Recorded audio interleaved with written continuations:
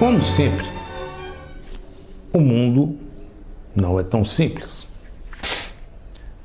Em geral, tudo que vamos fazer parece ser fácil no começo, só no começo, mas logo, logo se torna, digamos, mais difícil. O mundo seria uma maravilha, por exemplo, se a semântica da disjunção, da conjunção e da negação fosse aquela que definimos.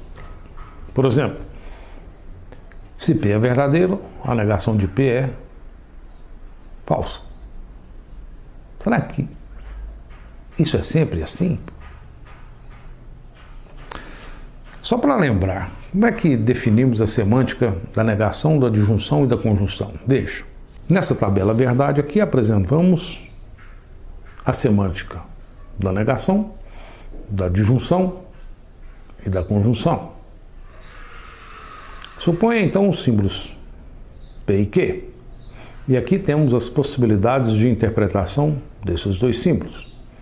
Podem ser igualmente verdadeiros, o P verdadeiro e o Q falso, o P falso e o Q verdadeiro, e, finalmente, os dois símbolos serem falsos. Na situação em que P é verdadeiro, não P é falso. Essa é a semântica que estamos dando para esse não. Na situação em que P é falso, não P é verdadeiro. Essa é a semântica que estamos dando para o não. E a disjunção? Quando é que a disjunção é verdadeira? Olha, essa disjunção é verdadeira no caso em que basta ter P verdadeiro ou Q verdadeiro. Portanto, se P é verdadeiro e Q é verdadeiro, a disjunção é verdadeira. Se P é verdadeiro e Q é falso, a disjunção é também verdadeira. E se P é falso e Q é verdadeiro, a disjunção é verdadeira. Mas a disjunção é falsa no caso em que ambos, P e Q, são falsos. A semântica que demos para a conjunção é essa. A conjunção é verdadeira somente no caso em que P e Q são igualmente verdadeiros. Nos outros casos, a conjunção é falsa, porque nos outros casos temos Q falso ou P falso ou ambos falsos. E nessas situações, a conjunção é falsa. Temos alguns problemas com esse tipo de definição que estabelecemos na tabela verdade. Por exemplo, nas linguagens naturais, como o português, nem sempre a semântica da negação é essa que estamos definindo lá na tabela.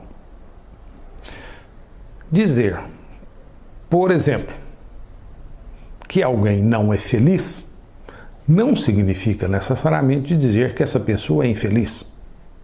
Ou seja, podemos ter que é falso que Zé é feliz e, ao mesmo tempo, que também é falso que o Zé é infeliz.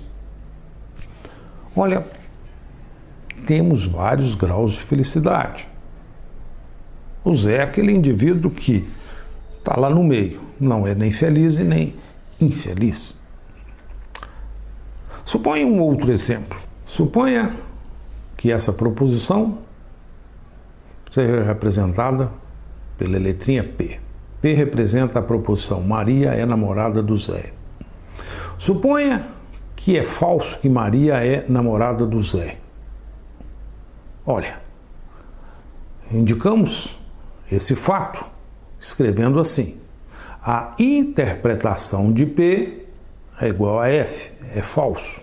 Portanto, Dizer que P é falso significa dizer que interpretamos P como sendo falso, I de interpretação. Nesses termos, não P representa Maria não é namorada do Zé. Pelo que vimos até agora. Olha, mas, observando a afirmação, podemos ter também que a interpretação de não P é falso. Como assim? Olha, é falso que Maria é namorada do Zé, mas também é falso que Maria não é namorada do Zé. Podemos ter isso. Essa é aquela situação em que Maria e Zé estão naquela fase, por exemplo, do estar com ou do ficar com. Sabemos que existem essas coisas. Ou seja, Maria é mais ou menos namorada do Zé. O que está acontecendo aqui, que é muito importante observar, é que esse não, esse conectivo que representa essas coisas, ao qual estamos dando uma certa semântica, não corresponde exatamente à semântica da palavrinha não no português. Ou seja, representação de sentenças, de afirmações da linguagem natural como o português, tais representações são difíceis. Esses problemas com a negação são frequentes também em outras situações. É comum, por exemplo, aceitar que não ser rico não implica necessariamente ser pobre. Se eu não sou rico, não necessariamente significa que sou pobre. Puxa, tem um meio termo, a classe média. Olha, mas para simplificar, o que consideramos é o seguinte, que se uma proposição é verdadeira, então a sua negação é falsa. Estamos simplificando o mundo. É claro, não dá para raciocinar sobre o mundo na sua, digamos, completeza toda. Puxa, tem que ter certas simplificações para a gente poder conseguir raciocinar sobre esse mundo.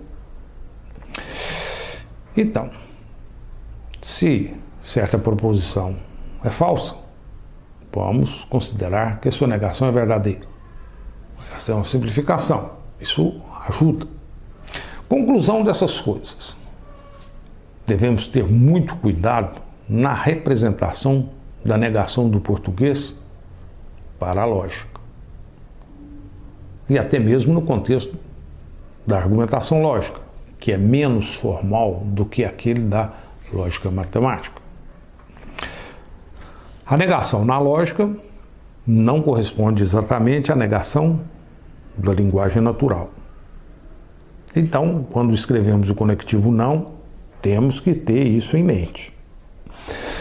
Algo parecido ocorre com os conectivos ou e e.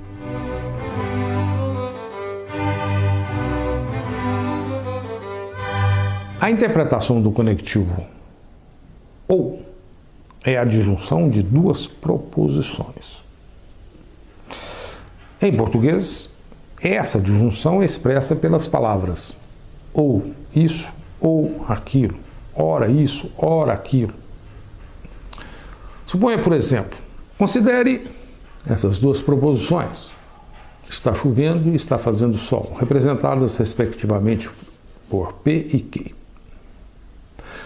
Suponha então a disjunção, está chovendo ou fazendo sol. E suponha que a interpretação dessa disjunção seja verdadeira. Em outras palavras, é verdadeiro que está chovendo ou fazendo sol. Estamos interpretando tal fato como sendo verdadeiro. O que significa isso? Olha, do ponto de vista da tabela verdade, da semântica que conferimos ao ou, temos o seguinte: dizer que essa disjunção é verdadeira significa dizer o seguinte: está chovendo e fazendo sol, é uma possibilidade. Está chovendo, mas não está fazendo sol, outra possibilidade. Não está chovendo, mas está fazendo sol. Outra possibilidade. Nessas possibilidades, temos a disjunção verdadeira. Portanto, se estamos interpretando a disjunção como verdadeira, estamos admitindo tais possibilidades. Ou seja, é possível, nessa situação, que esteja chovendo e fazendo sol ao mesmo tempo. Preste atenção nesse fato. Supor essa disjunção verdadeira, estamos admitindo essa possibilidade. Chover e fazer sol ao mesmo tempo. Cuidado! Na língua portuguesa, a palavra ou nem sempre tem o significado que acabamos de ver. Está chovendo ou está fazendo sol. Isso ser verdadeiro, admitimos a possibilidade de estar chovendo e fazendo sol ao mesmo tempo. Entretanto, veja um outro exemplo. Suponha agora essas duas proposições, representadas por P e Q. Considere a disjunção P ou Q. E suponha que interpretamos essa disjunção como sendo verdadeira. É verdadeiro que vou ao cinema ou ao teatro. Bom, do ponto de vista da tabela verdade, se temos verdadeiro aqui, temos essa possibilidade. Dizer que interpretamos essa disjunção como sendo verdadeiro, estamos admitindo que podemos ir ao cinema e ao teatro ao mesmo tempo. Mas o ou da língua portuguesa é um ou, nesse contexto, que expressa o seguinte: olha, quando digo que vou ao cinema ou ao teatro, estou dizendo que vou a um desses locais, mas não aos dois. Então, do ponto de vista da linguagem natural, o que estamos admitindo são essas possibilidades. Vou ao cinema ou ao teatro, mas não aos dois lugares ao mesmo tempo. Estamos, digamos, excluindo essa possibilidade. Conclusão disso aqui. Esse ou, esse conectivo ou, não representa fielmente o ou da língua portuguesa.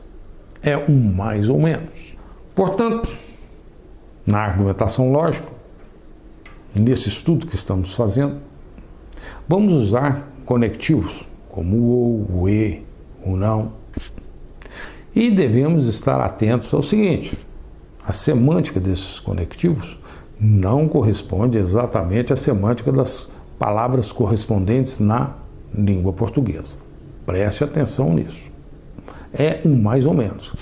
Mas, mesmo sendo mais ou menos, é claro que as representações formais nos ajudam e nos ajudarão muito.